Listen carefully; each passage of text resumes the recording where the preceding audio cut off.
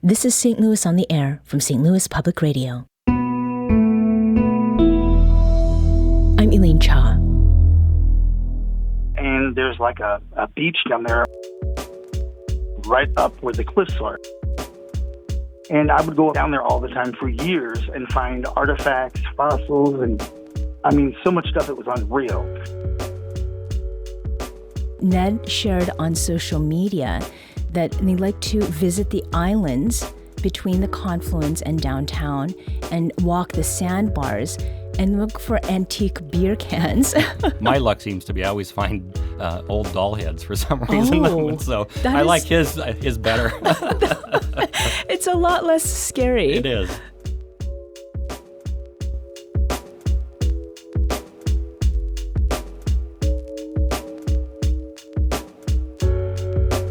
We're now back from our annual summer break and happy to be here. Apropos of summer and planned time away from home, seashores and slopes are pretty standard vacation destinations. But oceans aren't the only place to enjoy water, and you can enjoy heights without heading to the mountains. Traveler and author Dean Klinkenberg happens to know a great deal about such a place, and that is the Mississippi River. And he's here today to spend the hour talking with us about his new book, The Wild Mississippi, and how people can enjoy and experience a river with a history and significance that runs long, deep, and wide. Dean, welcome back to St. Louis on the Air. Well, thank you so much for having me on the show, Elaine. It's a pleasure to be here. So you have traveled up and down the Mississippi River, Dean, and that means you've been at the very top of it at Lake Itasca in Minnesota, down to the southern end in the Gulf of Mexico. What about the river made you choose wild to title this book? I think part of the reason for that is we really wanted to emphasize the natural aspect of the river. I've written guidebooks that were really aimed more at people who were driving along the river. So it's a little, I hate to use the word civilized in opposition to the wild Mississippi, but it's a different kind of experience. And I think with the having wild in the title, it just emphasizes that this is going to be a book that's about the plants and the animals and the life that the river supports, and not about places to eat or, the best restaurants to hang out in. So. Mm-hmm. So what did a typical day on the river look like then as you were traveling to name the spots that are in the book? Some of them got a little intense. There were some times during these trips when I would have multiple places I would try to visit during a day. I tried to structure my day so I always had at least an hour or two to visit one of these places. I'm lucky in that I've been traveling on the river for so long. When it came to researching the places that ended up in this particular book, I already knew many of them. So I really got to focus my time on some of the places I was really less familiar with. So I might go to 3 of them in one day, and I'd zip in and I'd find a hiking trail that looked interesting to me, and then I would spend an hour wandering around the trail and trying to identify the plants that I could and get a sense for what it was like. And then sometimes I had to pack up my shoes and move on to the next place. Mm-hmm. So this love affair, if we can call it that, with the Mississippi, that happened in the 1980s in Wisconsin in the Driftless area. And it was quite fateful because you are now writing about the Mississippi. Paint us a sense image, Dean, of what you experienced back then that made you fall in love the way that you did. Yeah, so I'm a child of the Midwest. I grew up in suburbs and in a small city in the middle of farm country. The landscapes that I knew were really cornfields and soybean fields and places like that. And there's still a vivid picture in my head of the day we drove from Albert Lea, Minnesota, east on Interstate 90 to get to La Crosse. And as you get near La Crosse, you're passing through all these cultivated fields, and you get closer to the river, and the road starts to take a turn down, bend around a corner a little bit, and just in front of you, this incredible river valley opens up. Blues and for the river, or for the water itself, greens on the islands, and then yellows on the bluffs. It's just, I didn't know a place like that existed in the Midwest, so it was eye-opening for me. And during those years, I really got to understand the pleasures and the joys that came from sitting and watching the river, seeing what wildlife I might be able to spot, but sometimes just being calmed by being next to the river itself, enjoying an afternoon hanging out on a beach, on an island somewhere with the sun warming me up. There are just a lot of different ways the river sort of got its hooks in me during those years. Was there also like a scent that was associated with where you were? Some people would probably give a cynical response to that. Rivers are often, especially people think the Mississippi is often polluted and dirty. I remember, the scents that I remember were more like the fresh fallen leaves, the smell of leaves.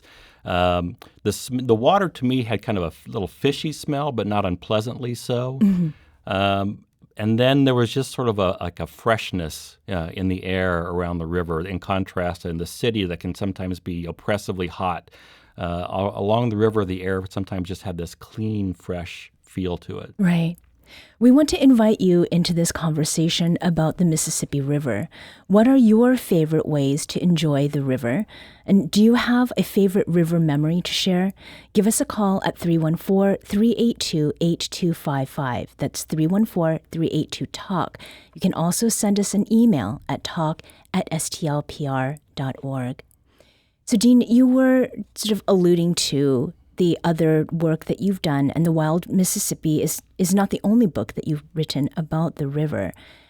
And what sets this one apart is that more than half of this new one is dedicated to places people can go to experience a river that borders or runs through 10 states. Now, before we get into some of those places, why did you feel the world needed this guide? I thought about this a lot, probably a lot more than folks realize when they read the book. But I've had a feeling for a long time that we don't fully understand what our big rivers are, especially the Mississippi. That we look at those rivers and we see moving water, and we focus almost exclusively on the water. And I was like that. I was in college and I lived in La Crosse. I could sit there and I could watch the water flow, and that was my focus for a lot of the years too. But over time, I really began to appreciate more and more how much life depends on the river, how much life the river sustains, and how amazingly diverse and the variety in that life. And I wanted to write a book that really, let's say, helped curate the experience a little bit, that helped people peel back the layers so they could understand more of the complexities and the depth and the variety that was in the river's world. And speaking of variety, Ned shared on social media that they like to visit the islands between the confluence and downtown and walk the sandbars and look for antique beer cans. And Mark also wrote about kayaking or canoeing out to a secluded sandbar or island and pitching a tent and enjoying a river sunset. So these are a couple of different ways that people enjoy the Mississippi River. And here we are in St. Louis, and the station, we serve people who live in both Missouri and Illinois. So we'll focus a little bit on that first.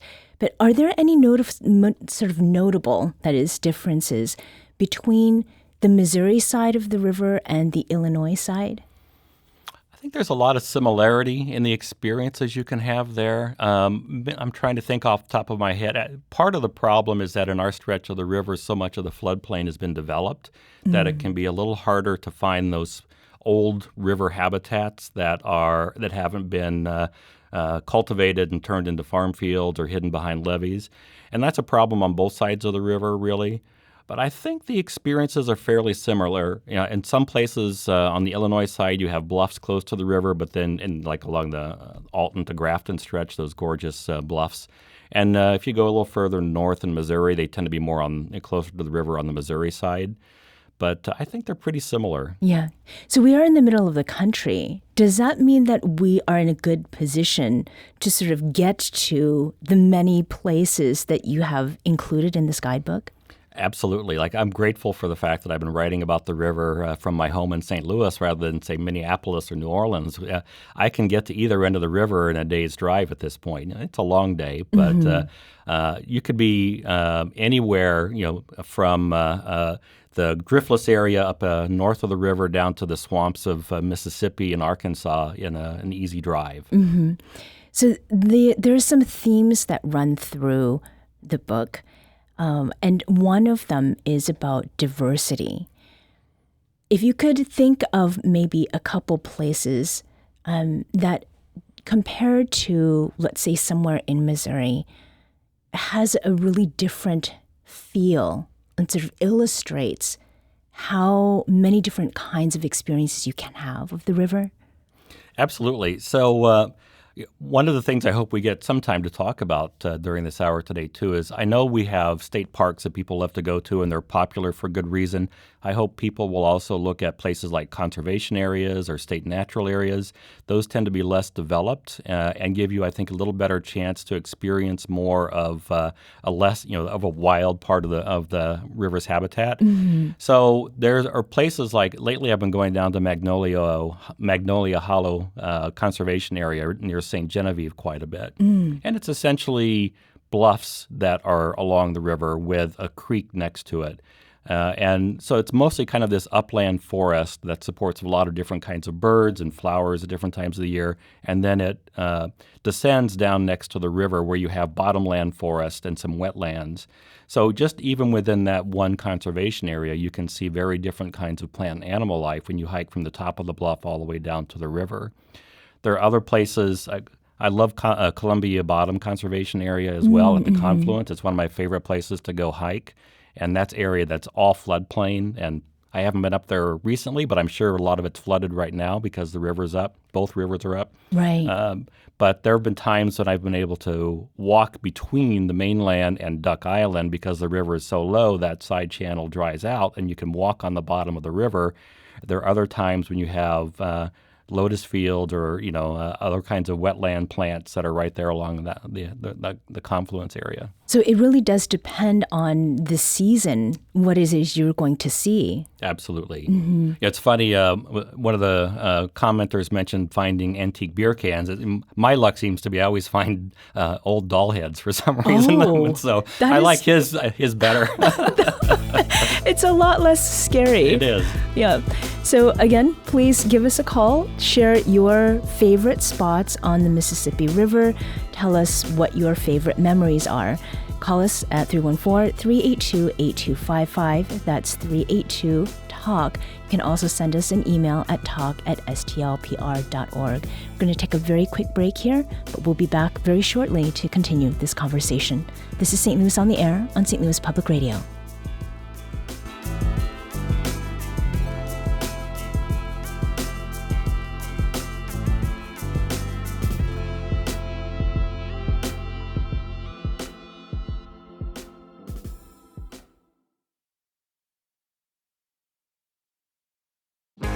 If you have a smart speaker, you have access to the entire world of NPR and St. Louis Public Radio. All the latest news and all the captivating stories. Activate our voices with yours by telling your smart speaker to play St. Louis Public Radio. Welcome back. Before the break, Dean, you were talking about Columbia Bottom, and I want to talk a little bit more about some of the places that you have included in your guidebook. Now, many of our listeners are familiar with the riverfront in downtown STL. Now, on a scale from 1 to 5, with 1 being the easiest, how would you rank the riverfront as a place for folks who are just starting to explore the Mississippi? We could do better. So I'm not sure how I'd rank it. In terms of other places with the riverfronts along the Mississippi, I think we're definitely in the lower quarter or so of cities and how we treat our riverfront. Mm-hmm. It's a good place to go in terms of accessibility. It's easy to get there. You can watch the water very easily from the steps of the arch, and it's a convenient place to watch when the river's up, especially, and get a sense for the volume of water coming by. But there aren't many other habitats around that stretch of the river. It's so highly engineered through downtown. You have to go either upriver or downriver from there if you want to see more than just water flowing by fastly. Right. Fast. And when you had said that this guidebook is different and the wild part is about getting closer to the water, I mean, there are those who want to see some of the river not from their feet, but on bicycles. And we had Evie write to us on Instagram that for many years, her answer was to bike, or their answer was to do that. And the Riverfront Trail is an increasingly, it's in a state of neglect. So it's not as good a place for people to be. For those who do want to bike and maybe are doing so with children, is there a spot that gets you, and not on the riverfront, but elsewhere, that can get you sort of close to that wildness, but does so in a way that is accessible to those who have children? Absolutely. So one of the closest places nearby, there may be others I'm neglecting off the top of my head, but Two Rivers National Wildlife Refuge. It's at the confluence of the Mississippi and Illinois rivers at the southern tip of Calhoun County. Mm-hmm. And they have a nice visitor center, and they have some easy trails to walk around there. So you could easily, spend a couple of hours walking around looking at the plants and maybe some bird life in that area. Very accessible for families to do that. Also, Pere Marquette State Park would be an easy option to get to as well, and they have trails up into the bluffs if you want to push yourself a little bit and have a 200 or 300 foot elevation change going up. Maybe your kids can drag you up. Sure. So a couple of folks had also shared favorite spots for kayaking. Mary wrote us on Facebook and says she likes to kayak on Ellis Bay at Riverlands. They have a new dock with an accessible launch for kayakers. And Joseph also mentioned being on the water. I visit and kayak with the Audubon Center at Riverlands. Dean, have you been to Riverlands in West Alton, Missouri? I have. I'm very familiar with them. In fact, I'm on the board of the Mississippi River Water Trail Association, which is a not-for-profit that works with the Corps of Engineers to promote safe paddling on the Mississippi from roughly Hannibal to St. Louis. And we have on our website a list of all kinds of places to paddle. The Mississippi is a fantastic place to paddle. It's not exactly the best place for beginners. If you've never done it before, you should go with somebody who's experienced or take some classes to know how to handle the canoe and how to self-rescue if something goes wrong.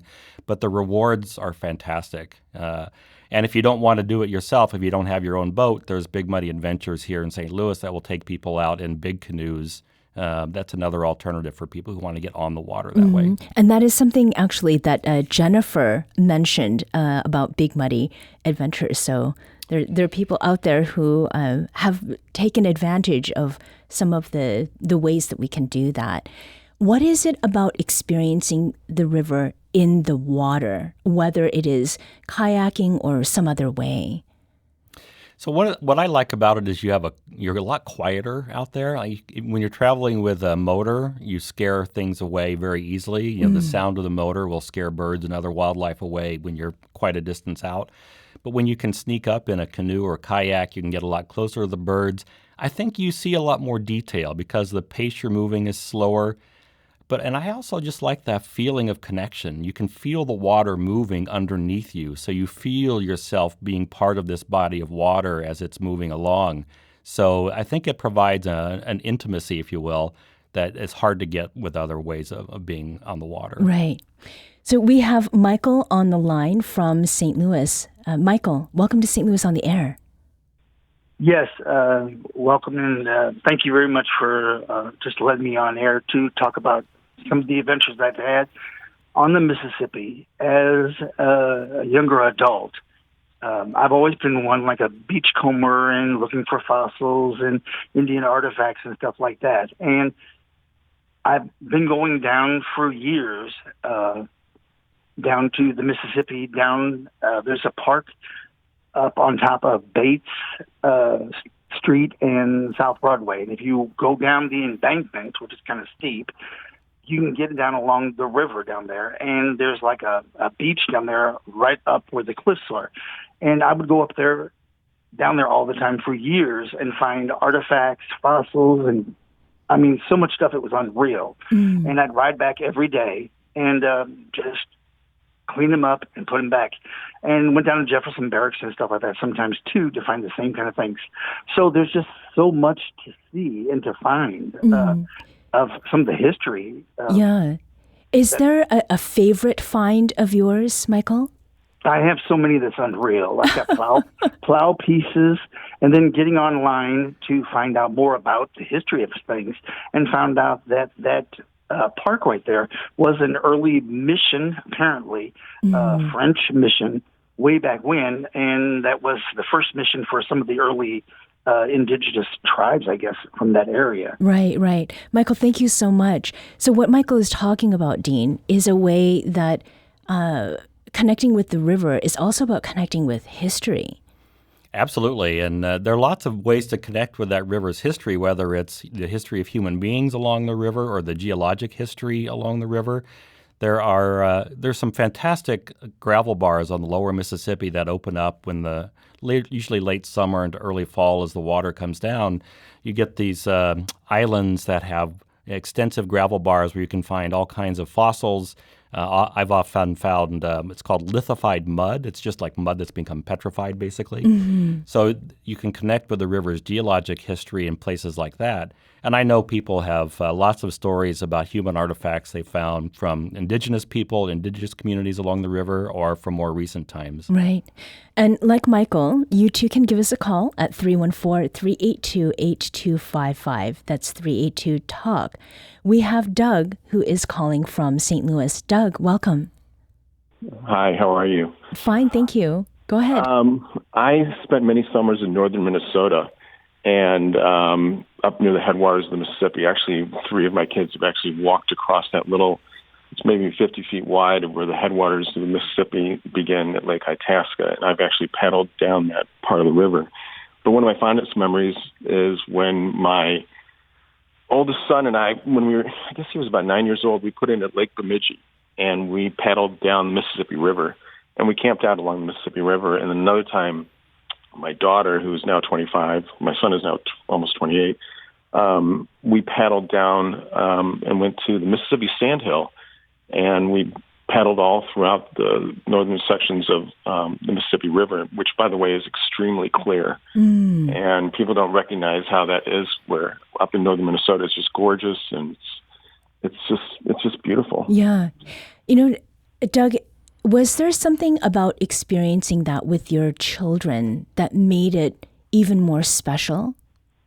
Well, I wanted to share with my kids that we are part of nature, and we should, enjoy the nature we have and respect it and do everything we can to sustain it. Mm-hmm. And my son, I did a 3.5-week Canadian canoe trip up in northern Minnesota, and he did one also.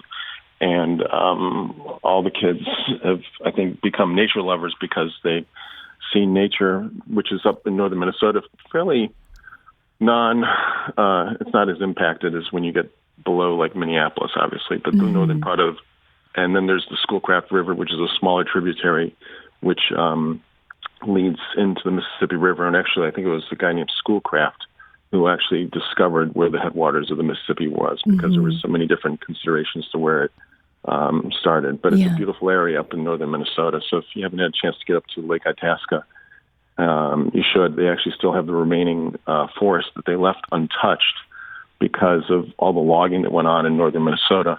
It's the last remaining part where you'll see like these gargantuan trees that look like sequoias in northern Minnesota. So I would highly recommend, if you get a chance to get up there. It's beautiful, and you get away from the heat in St. Louis. So, Doug, you cannot see, but Dean is over here nodding very vigorously and smiling to the points that Doug has made. Thank you, Doug, for calling. The passing on of a love for nature, being able to see different parts of the Mississippi, how much of that was also part of the reason that you chose so many spots for your book? I definitely want to share it with other people. I don't have any children of my own, and my dad wasn't much of an outdoors person. I got to roam around a lot as a kid and wander around the woods and all, but my father wasn't exactly that much of an outdoors person. We went fishing a couple of times, but he didn't really like fishing. So, so I some of that grew independently for me, and as he said, I just think it's important for all of us to rethink our relationship with the natural world. And accept that we are part of that and not separate from it, and our fate depends on the health of the world around us. So everything that I write, I try to drive that home too. Jim is on the line from Bridgeton. Jim, welcome to St. Louis on the Air. Great. Thank you for taking my call. Good morning.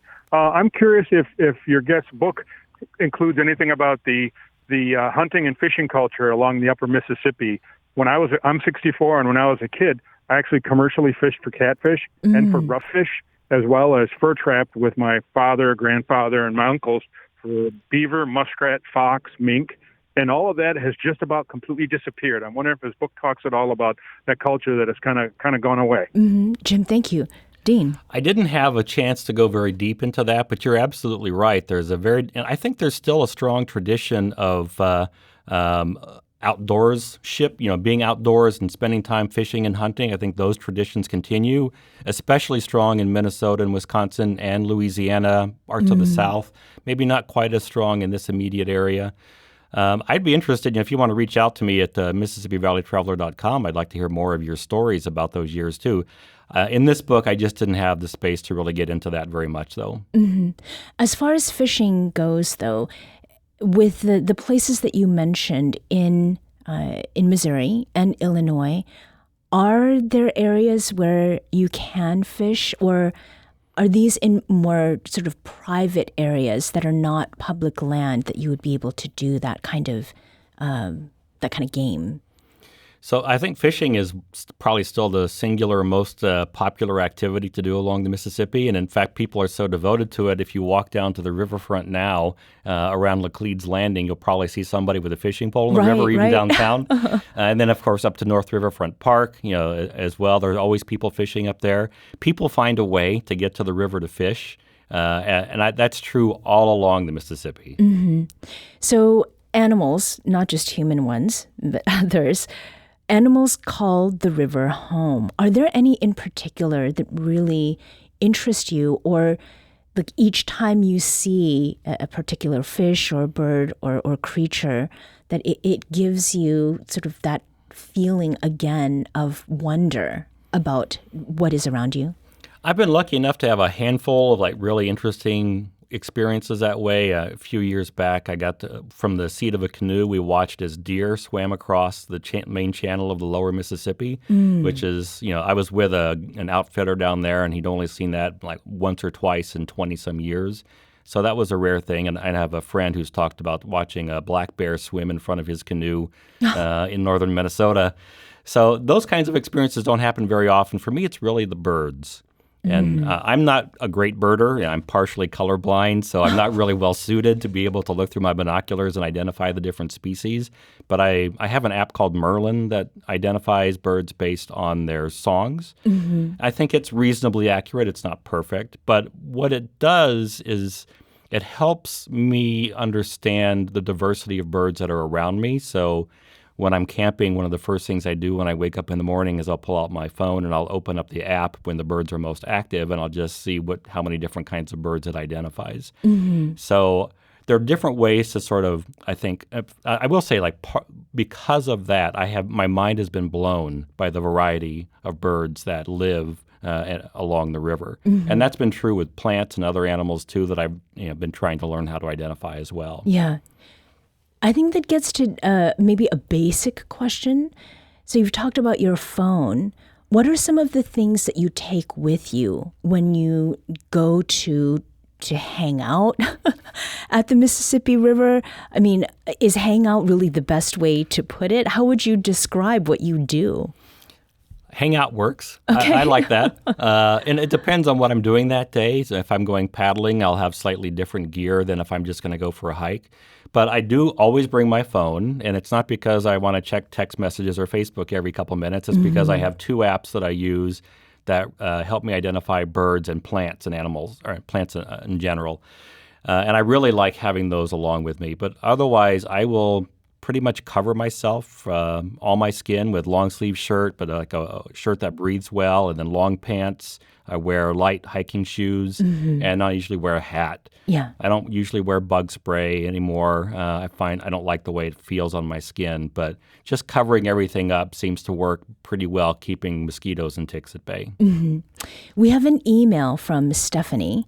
It says, I have to concur that downtown St. Louis may be the last place to start appreciating the river. I can never forget the hot-faced embarrassment I felt taking visitors from England on a riverboat ride back in the early 1980s. We were all English major types familiar with Mark Twain and his mystical take on the Mississippi, but what we saw instead during journeying north from the start of our voyage was nothing but weed-choked emptiness, trash, and rusting industrial debris. So admittedly, that lunar riverscape may have improved by now, but has it? So, Dean, I mean, what do you say to Stephanie? And to what extent do you think that St. Louis can take advantage of its riverfront, knowing that the river will, in fact, flood again and again?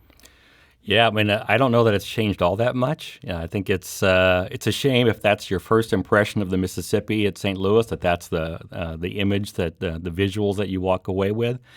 I think probably there's some small steps I think we could probably take that would really help things out a lot. And one of those would be to make it easier to get to more spots next to the river. It's very hard to get to the Mississippi in St. Louis, except at a handful of places like downtown.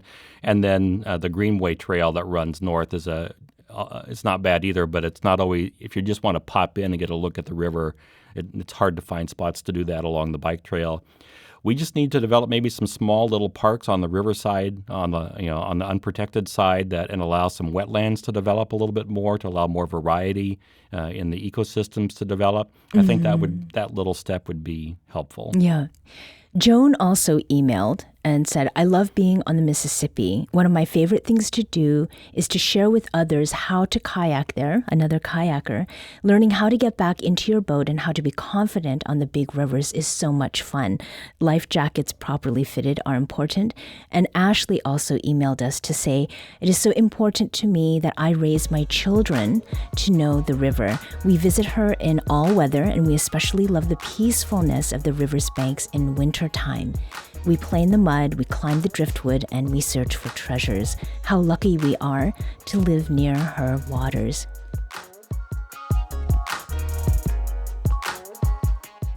We love hearing from you, and like our callers, Michael, Doug, and Jim, and our emailers, we want to hear from you.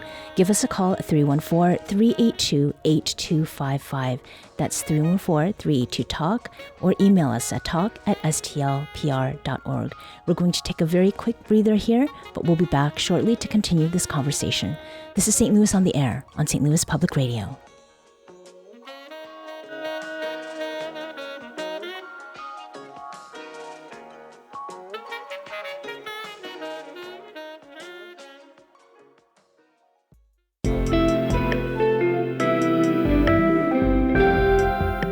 The Gateway brings you the day's news each weekday from around the St. Louis region and the state capitals in Jefferson City. Our schools are accredited.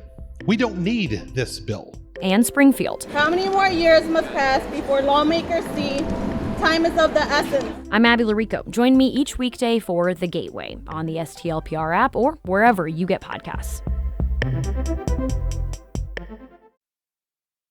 Welcome back. Before the break, Dean, you'd mentioned wetlands, and I'm fascinated by the diversity of ecosystems that exist along the Mississippi River. And one of those is wetlands, also includes peatlands, marshes, and swamps. What are the differences among those environments? It blew my mind again too. Like when I was learning about all this, we tend to think of I tended to think of wetlands as this monolithic kind of habitat, but there's so much variety in them. In northern Minnesota, you find bogs or peatlands that are basically lakes that have filled up over time with organic matter that couldn't decay rapidly. So it forms this sort of spongy layer close to the water table. So it's kind of damp and wet, and you get very specialized plants in some of those bogs, including orchids and pitcher plants, the carnivorous pitcher plants, right? Which are fun to sit and watch for a while. And then from there, you have swamps and marshes, and marshes tend to be treeless. Swamps tend to be forests that are wet. And you have very different kinds of life that grow in marshes versus swamps. So there's an incredible variety of wetlands along the river, but they all have important roles in maintaining the life along the river itself. They filter and store water.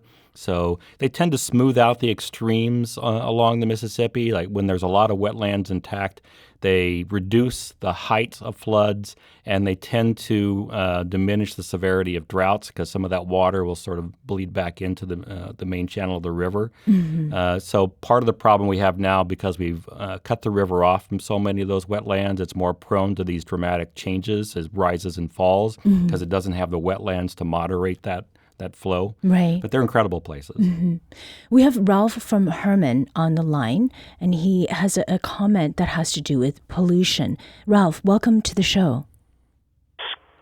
Thank you for taking my call. We have a huge concern in Missouri, well, I'm sure everywhere along the Mississippi, that there's a great, what they call dead zone in the Gulf of Mexico, because all of the nitrogen and fertilizers that have been leached out of the farmland fields from Illinois and Iowa and everywhere else where the farmers have used excessive amounts of nitrogen, and it's creating a dead zone in the Gulf of Mexico, and the farmers are saying that we cannot prohibit them from maximizing their corn crops, and any suggestion of rotating their crops to reduce nitrogen, they're refusing to listen to the environment, and we're going to end up with a great dust bowl like they did in Kansas and Oklahoma, and that's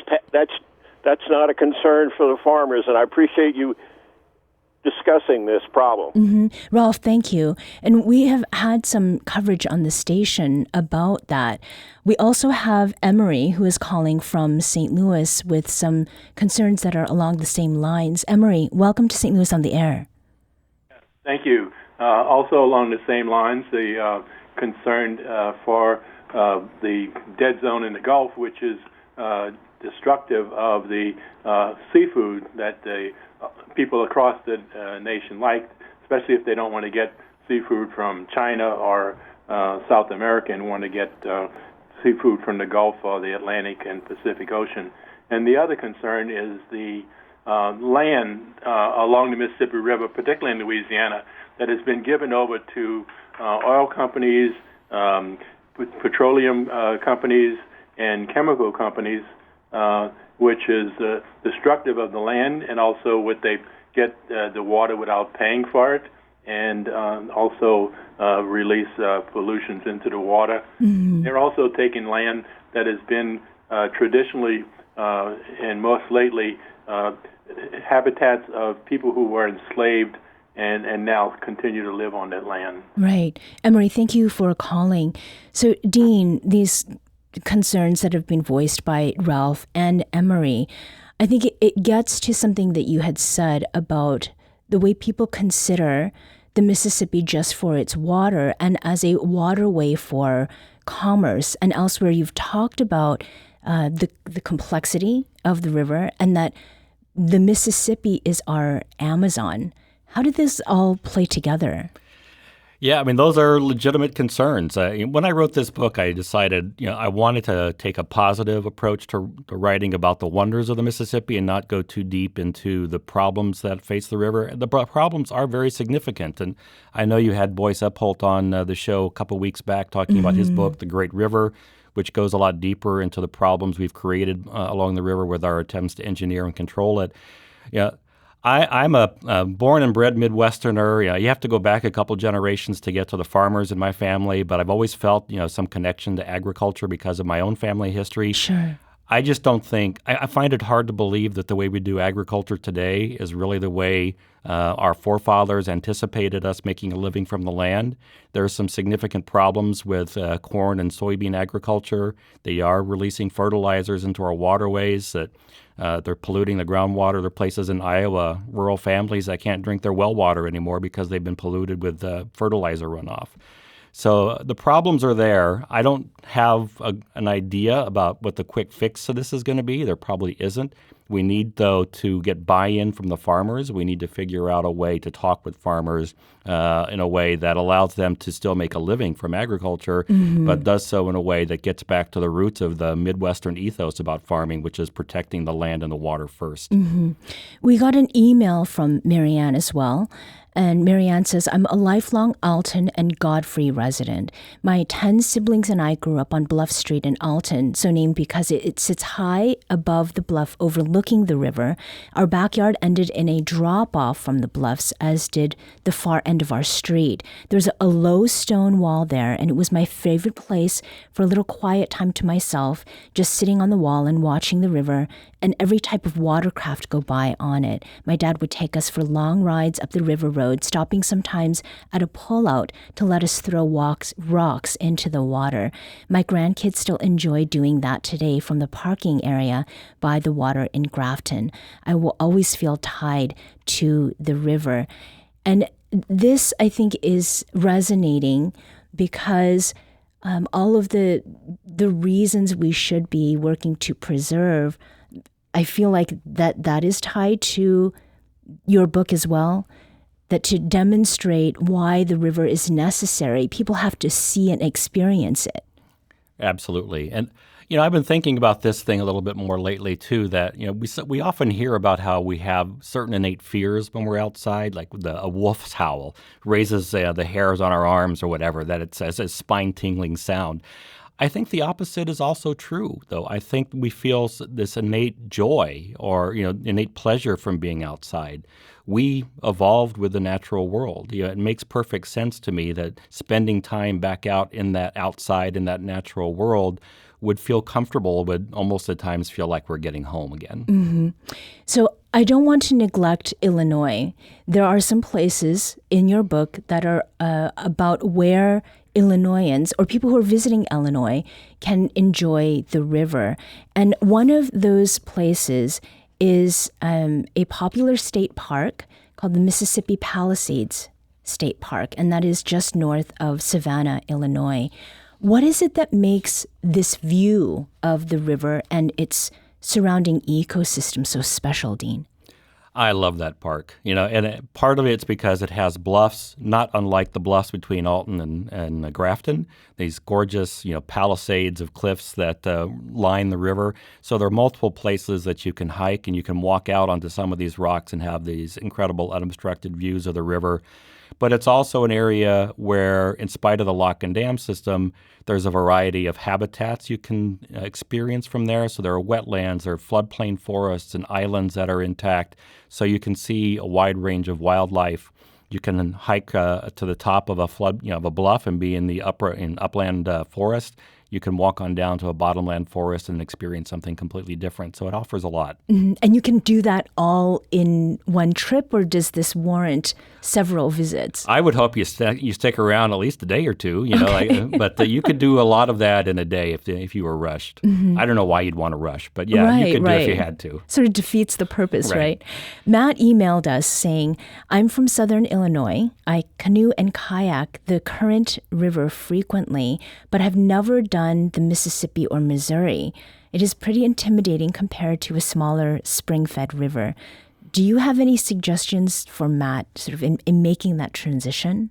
Yeah, so I think one thing you could do is you could go back to the Mississippi River Water Trail website and look up our tips for paddling on big rivers there to just kind of understand some of the challenges you might face. If you're an experienced paddler, if you've got a boat at least 14 feet long, and you know how to self-rescue if you get yourself in trouble, then you've got the basic skills. I wouldn't go out alone. I'd find a buddy to go out and paddle with, so you have a companion with you if you get into any difficulties. And then there's a Mississippi River Paddlers Facebook group that's geared more toward people doing long-distance trips, but there are a lot of really good tips that people share on that site as well. Great people to connect with.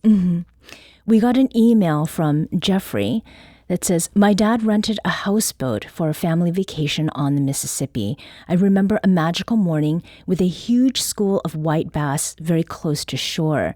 We all had a great time catching the fish, and they provided a fine dinner. Going through the locks was exciting and something that seemed both adventurous and dangerous. As an aside, are there still houseboats for rent on the river? It seems like it will always be a great vacation choice. So we opened the show talking about vacation.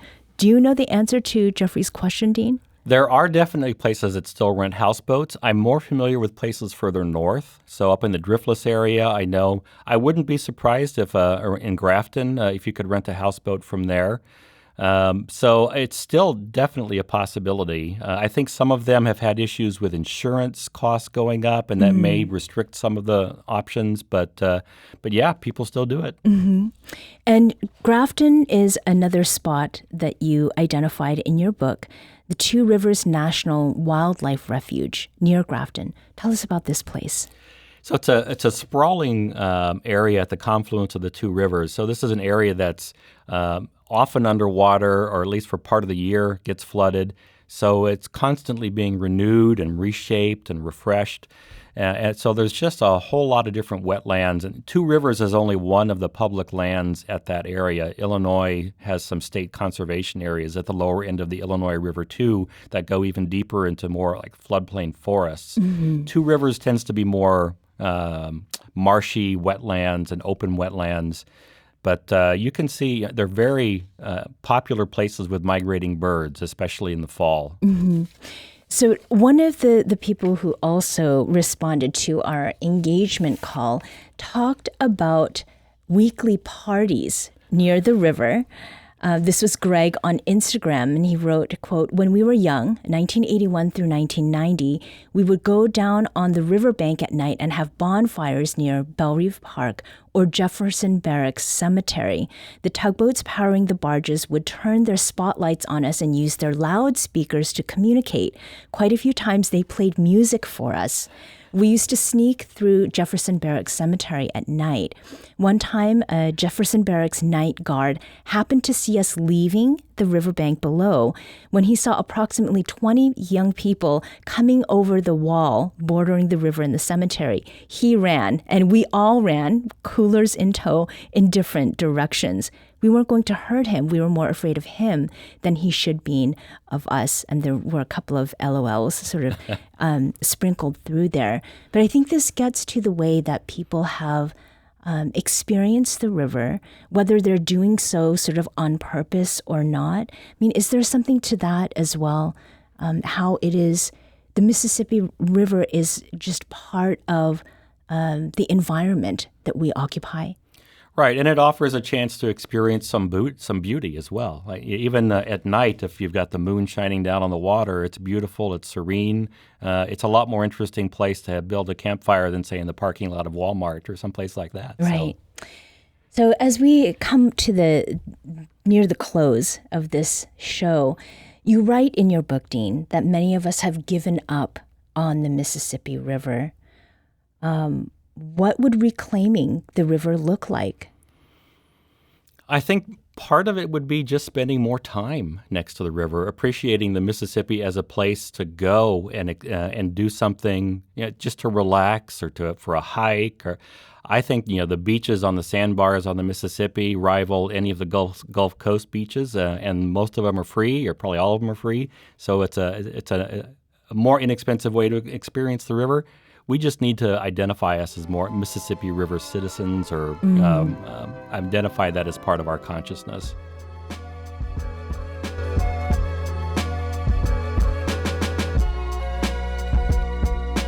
Dean, thank you so much for taking time to talk with us today. Thanks for having me on. It was a pleasure.